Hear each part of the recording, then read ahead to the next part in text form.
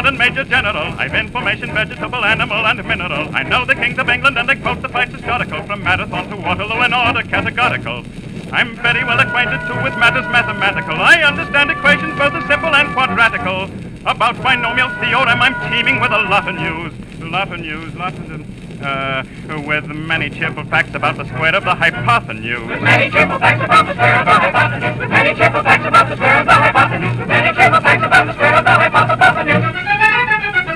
I'm very good at integral and differential calculus. I know the scientific names of beings and animalculous, but still in matters vegetable, animal, and mineral, I am the very model of a modern Major General. But still in matters vegetable, animal, and mineral, he is the very model of a modern Major General. I know our mythic history, King Arthur's and Sir Caradoc. I answer hard acrostics, I've a pretty taste for paradox. I quote in elegiacs all the crimes of Heliogabalus. In conics I can floor peculiarities parabolous.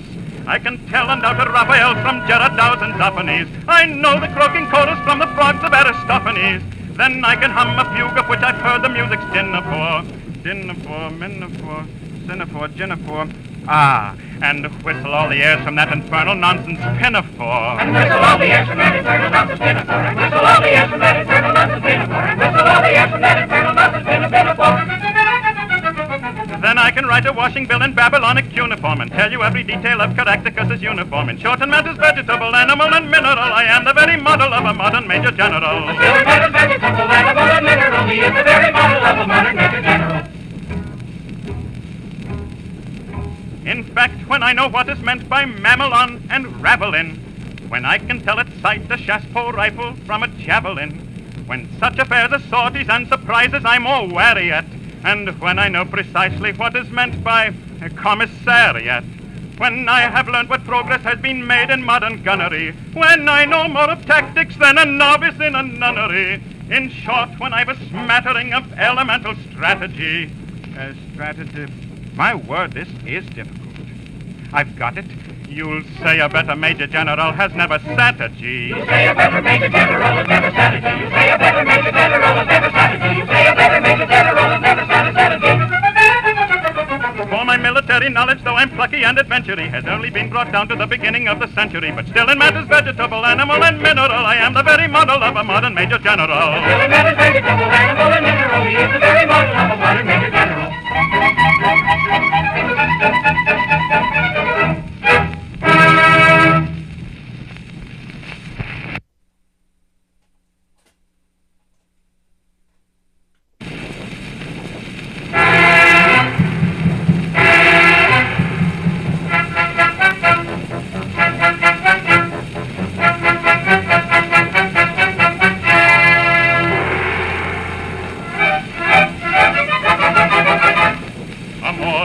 Mikado never did in Japan exist. To nobody's second, I'm certainly reckoned a true philanthropist.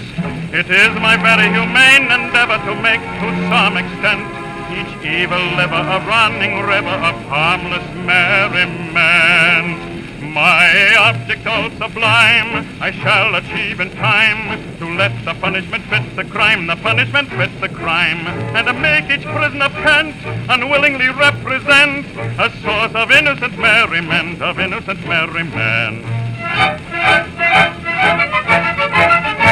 All prosy, dull society sinners who chatter and bleat and bore are sent to hear summons from mystical Germans who preach from 10 to 4. The amateur tenor whose vocal villainies all desire to shirk shall during off hours exhibit his powers to Madame Tussauds wax work. The lady who dyes a chemical yellow or stains her gray hair puce or pinches her middle is black like a griddle with permanent walnut juice. The idiot who in railway carriages scribbles on window panes. We only suffer to ride on a buffer in parliamentary trains. My object all sublime, I shall achieve in time, to let the punishment fit the crime, the punishment fit the crime, and to make each prisoner pant, unwillingly represent a source of innocent merriment, of innocent merriment. His object all sublime, he will achieve in time, to let the punishment fit the crime, the punishment fit the crime, and make each prisoner pant, unwillingly represent a source of innocent merriment, of innocent merriment.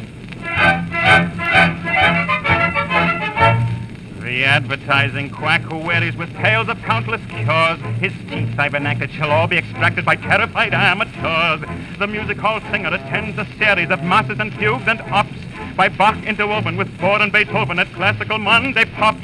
The billiard sharp whom anyone catches, his doom's extremely hard. He's made to dwell in a dungeon cell on a spot that's always barred. And there he plays extravagant matches in fiddler's finger stalls, on a cloth untrue with a twisted hue and elliptical billiard balls. My object all sublime I shall achieve in time, to let the punishment fit the crime, the punishment fits the crime. And make each prisoner friend, unwillingly represent a source of innocent merriment, of innocent merriment.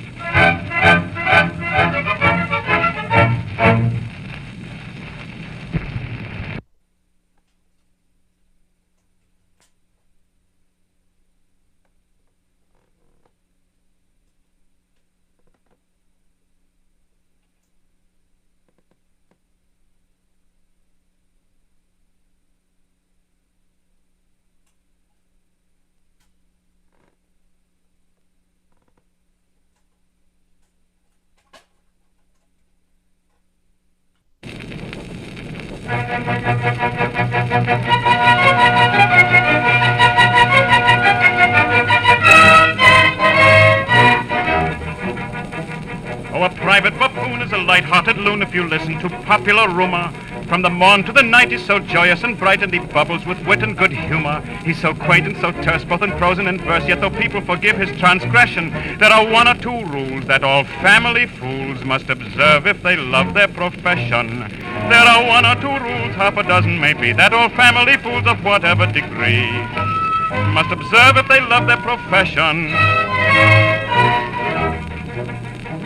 If you wish to succeed as a jester, you need to consider each person's auricular. What is all right for B would quite scandalize C, for C is so very particular.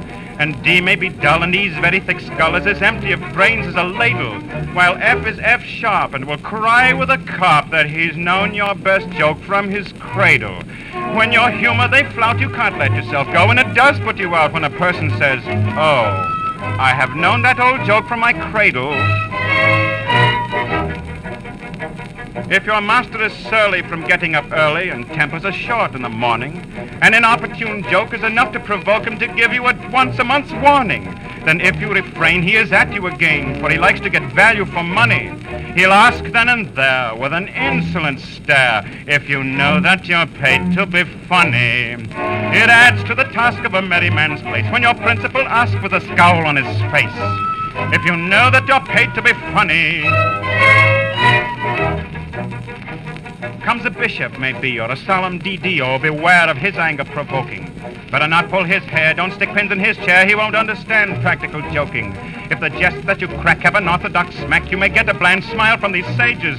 But should it by chance be imported from France, half a crown is stopped out of your wages. It's a general rule, though your zeal it may quench, if the family fool tells a joke that's too French. Half a crown is stopped out of his wages.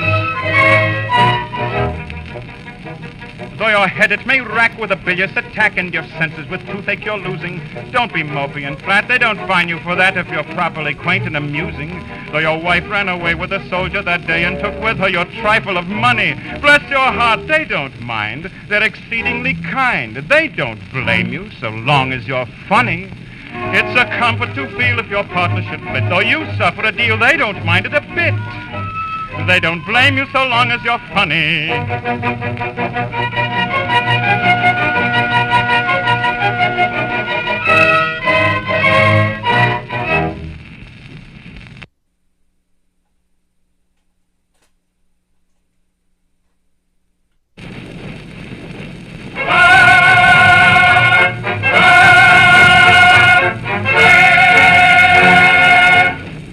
The monarch of the sea, the ruler of the Queen's Navy, whose praise Great Britain loudly chants. And we are his sisters and his cousins and his aunts. And we are his sisters and his cousins and his aunts. His sisters and his cousins and his aunts. When at anchor here I ride, my bosom swells with pride, and I snap my fingers at the foeman's taunts. And so do his sisters and his cousins and his aunts. And so do his sisters and his cousins and his aunts, his sisters and his cousins and his aunts.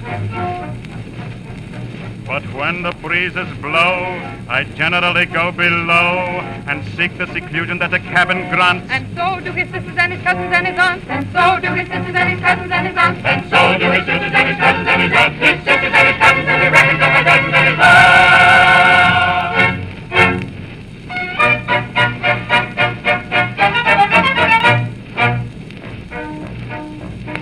When I was a lad, I served a term as office boy to an attorney's firm. I cleaned the windows and I swept the floor, and I polished up the handle of the big front door. He polished up the handle of the big front door. I polished up the handle so carefully that now I am the ruler of the Queen's Navy. He polished up the handle so carefully that now he is the ruler of the Queen's Navy. As office boy, I made such a mark that they gave me the post of a junior clerk. I served the writs with a smile so bland, and I copied all the letters in a big round hand. He copied all the letters in a big round hand. I copied all the letters in a hand so free, and now I am the ruler of the Queen's Navy. He copied all the letters in a hand so free, and now he is the ruler of the Queen's Navy. In serving writs, I made such a name that an articled clerk I soon became. I wore clean collars and a brand new suit for the pass examination at the Institute. For the pass examination at the Institute. That pass examination did so well for me that now I am the ruler of the Queen's Navy. And the pass examination did so well for me that now he is the ruler of the Queen's Navy. Of legal knowledge, I acquired such a grip that they took me into the partnership, and that junior partnership, I ween, was the only ship I ever had seen. Was the only ship he ever had seen. That kind of ship so suited me that now I am the ruler of the Queen's Navy. That kind of ship so suited me that now he is the ruler of the Queen's Navy. I grew so rich that I was sent by a pocket borough into Parliament. I always voted at my party's call, and I never thought of thinking for myself at all. He never thought of thinking for himself at all. I thought so little they rewarded me by making me the ruler of the Queen's Navy. He thought so little they rewarded me by making him the ruler of the Queen's Navy. Now, landsmen all, whoever you may be, if you want to rise to the top of the tree, if your soul isn't fettered to an office stool, be careful to be guided by this golden rule. Be careful to be guided by this golden rule. Stick close to your desks and never go to sea, and you all may be rulers of the Queen's Navy. Stick close to your desks and never go to sea, and you all may be rulers of the Queen's Navy.